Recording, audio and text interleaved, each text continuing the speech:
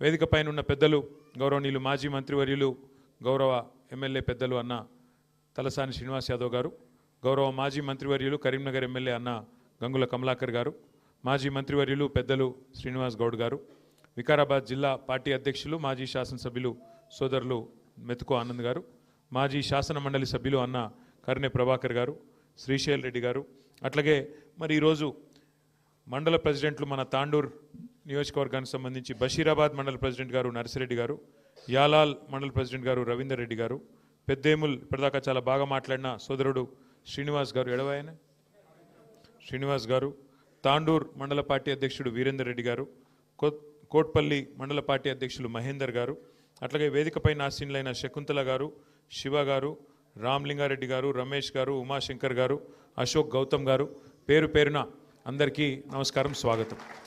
సర్పంచులు కొంతమంది భోజనం కూడా చేయలేదట, కాబట్టి ఎక్కువ టైం నేను తీసుకొని మీరు కొద్దిగా ఆలస్యంగా వచ్చినారు. రెండే విషయాలు నేను చెప్పేది. ఒకటి, మీకు మీ హక్కుల గురించి కూడా తెలవాలి. సర్పంచు అట్లాగే సర్పంచ్ కానీ ఉప సర్పంచ్ కానీ వార్డు సభ్యులు కానీ మీ హక్కులు, మీ నిధులు, మీ విధులు మీకే రాజ్యాంగం ప్రకారం సంపూర్ణంగా మీకే చెల్లుతాయి తప్ప ఇందులో ఏ ఎమ్మెల్యే కానీ ఏ రాష్ట్ర ప్రభుత్వం కానీ వాళ్ళ పాత్ర ఉండదు అనే మాట నేను మీకు గుర్తు చేస్తూ ఉన్నా. బాబాసాహెబ్ అంబేద్కర్ గారు రాసిన రాజ్యాంగం ప్రకారం మన భారతదేశంలో మనకు 5 అంచెల్లో ప్రభుత్వాలు ఉన్నాయి.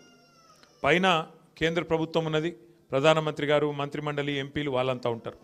రాష్ట్రంలో రాష్ట్ర ప్రభుత్వం ఉన్నది, ఇంకొద్దిగా కిందికి జిల్లా పరిషత్తు, జిల్లా ప్రభుత్వం ఉన్నది, దానికంటే కిందికి మండల పరిషత్తు, ఇంకోవైపు మున్సిపాలిటీ అవి ఉన్నాయి. ఇక గ్రామ స్థాయిలో ఎక్కడైతే పల్లెల్లో ప్రజలు ఉన్నారో, మహాత్మా గాంధీ చెప్పినట్టు పల్లెలే పట్టుకొమ్మలు ఏదైతే చెప్పినారో అక్కడ కొలువుదీరిన గ్రామ పంచాయతీలకు మీరు ఇవాళ కథానాయకులు, కథానాయికలు. అయితే ఇక్కడ మీరు అర్థం చేసుకోవాల్సిన విషయం ఏంటి అంటే, ఇంతకుముందు శ్రీనివాస్ యాదవ్ గారు ఒక మంచి మాట చెప్పినారు. ఇవాళ ఇదేదో మీకు వచ్చే డబ్బులు అంటే మీకు ఇచ్చే నిధులు ఇవేదో రేవంత్ రెడ్డి జేబులకి వెళ్ళో, లేకపోతే స్పీకర్ ప్రసాద్ గారో, లేకపోతే మీ ఎమ్మెల్యే గారు ఇంటి వెనక పొలమమ్మో ఇస్తున్న పైసలు కావు, లేదా ఇక్కడ ఈ వేదిక మీద కూర్చున్న నాయకుల సొంత ఆస్తులు కావు, ఎవరి కూడా ఇవి సొంత పైసలు కావు.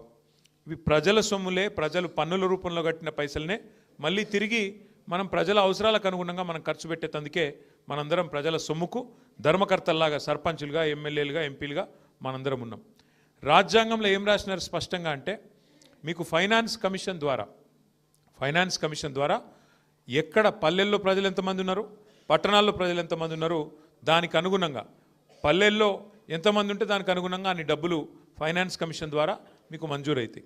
అయితే ఫైనాన్స్ కమిషన్ ద్వారా వచ్చే పైసలు ఏవైతే ఉంటాయో, ఉదాహరణకు రూపాయి వచ్చిందనుకోండి ఫైనాన్స్ కమిషన్ నుంచి, అందులో స్ట్రెయిట్గా గ్రామ పంచాయతీకి 85 పైసలు నేరుగా మీకు ఫైనాన్స్ కమిషన్ డబ్బులు మీకే వస్తాయి. ఒక 10 పైసలు మండల పరిషత్కు పోతాయి, 5 పైసలు మాత్రమే జిల్లా పరిషత్కు పోతాయి. అఫ్కోర్స్ జిల్లా పరిషత్కు, మండల పరిషత్కు వేరే నిధులు కూడా అలాగుంటాయి, గ్రామ పంచాయతీ కూడా ఇంకేమైనా ఇతర రెవెన్యూ ఉంటే ఉంటుంది ఫైనాన్స్ కమిషన్ కాకుండా. మన ప్రభుత్వం ఉన్నప్పుడు ఏం చేసేది మనం అంటే, కేసీఆర్ గారి ప్రభుత్వం ఉన్నప్పుడు పైకెళ్ళి రూపాయి వస్తే మనం కూడా ఒక రూపాయి తోడేసి మీకు పల్లె ప్రగతి అనే కార్యక్రమం కింద ప్రతి నెల ఉద్యోగులకు జీతం ఇచ్చినట్టు పల్లెలకు కూడా పల్లె ప్రగతి నిధులు మనం మంజూరు చేసేది.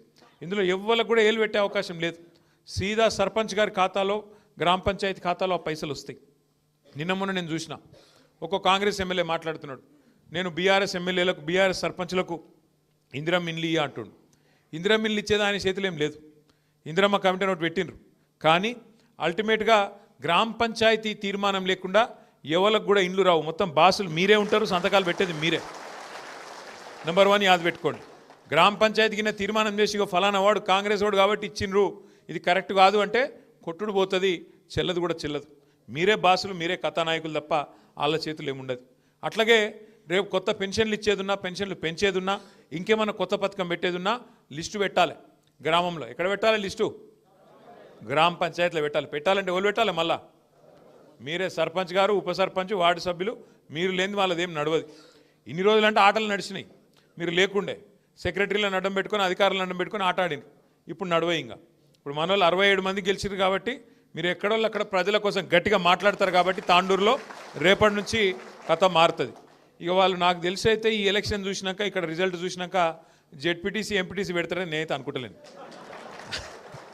ఎందుకంటే మన ప్రభుత్వం ఉన్నప్పుడు ఇప్పుడే సీనన్న చెప్పినట్టు అన్ని మనమే గెలిచినాం, కిందికెళ్ళి మీ దాకా మొత్తం గల్లీ టు ఢిల్లీ మనమే గెలిచినట్టువి. కానీ వీళ్ళ ప్రభుత్వం వచ్చినాక వీళ్ళకి నిజంగా ఎంత నిజాయితీ లేని మనుషులు అంటే రేవంత్ రెడ్డి గారి ప్రెస్ మీట్ నేను కూడా చూసిన. మొదలు 5 నిమిషాలు ఏం చెప్పిండు, 66% వచ్చినాయి, ఇవన్నీ కూడా మా ముఖం చూసి వేసిండ్రు, మా పరిపాలనకు ప్రజలు ఇచ్చిన కితాబు అని మొదలు 5 నిమిషాలు చెప్పిండు. అటెన్కి ఎవరో విలేకరు అడిగిండు ఒక 5 నిమిషాల తర్వాత, సార్ మరి చక్కగా రాలేదు కదా ఏం సంగతి అంటే, అవన్నీ మాయి కావే, అవన్నీ కింద ఊళ్ళల్లో లోకల్ పరిస్థితులు బట్టి ఉంటాయి, మాకేముంటుంది అని మొత్తం మాట ప్లేట్ ఫిరాయించేసిండు. ఒకటే ప్రెస్ మీట్లా ముందు 5 నిమిషాలు ఒక తీరుగా, ఆఖరికి ఒక తీరుగా. అందుకే నేను ఎప్పుడు చెప్తుంటా, రేవంత్ రెడ్డి గారిలో 2 మనుషులు ఉంటారు, ఒకడు రాము, ఇంకోడు రెమో, అపరిచితుడు. అప్పుడే గ్లోబల్ సమిట్ అని డ్రామా చేస్తాడు, పెద్ద 5 లక్షల కోట్లు వచ్చినాయి, 6 లక్షల కోట్లు వచ్చినాయి అంటాడు. మళ్ళీ అప్పుడే మనది బిచ్చప్ బతుకు, మనకి ఏడ పైసలు ఉన్నాయి, ఢిల్లీకి పోతే చెప్పులు ఎత్తుకపోతారు అంటున్నారు అని ఇంకో దిక్కు అట్లా మాట్లాడుతాడు. ఎవలేందో నిజం అర్థం కాదు మనకు. కానీ ఒకటి మాత్రం వాస్తవం, ఇవాళ ఇందాక పెద్దలు చెప్పింది అక్షర సత్యం. ఇవాళ కాంగ్రెస్ ఎమ్మెల్యేలు చెప్తారు, మీరు నేను చెప్పుడు కాదు. ఆయన పాపం మహబూబ్నగర్ ఎమ్మెల్యే ఉన్నాడు, మీ పక్కకే ఉంటాడు ఆయన చెప్పిండు శ్రీనివాసరెడ్డి ఏమన్నాడు నిజాయితీగా, మా కాంగ్రెస్ గవర్నమెంట్లో మా ఎమ్మెల్యేలకి పైసలు దిక్కులేవు, పేరెంటాలకు పోతున్నాం తప్ప మాకేం పని లేదు పాడలేదు, ఏం చేయాలి అని ఆయన చెప్తా ఉన్నాడు. ఇంకొక ఎమ్మెల్యే చెప్పి ఏం చేసిండు, ఆయన ఎల్లారెడ్డి నియోజకవర్గ ఎమ్మెల్యే, కాంగ్రెస్ ఎమ్మెల్యే, ఆయన ఇక రేవంత్ రెడ్డి పైసలు ఇస్తలేడని చెప్పి అభివృద్ధి కోసం సీదా ప్రపంచ బ్యాంకుకు ఉత్తరం రాసేసిండు. ప్రపంచ బ్యాంకు నాకు 100 కోట్ల అప్పు ఇవా, మా ముఖ్యమంత్రి గారు ఇస్తలేడు అన్నాడు.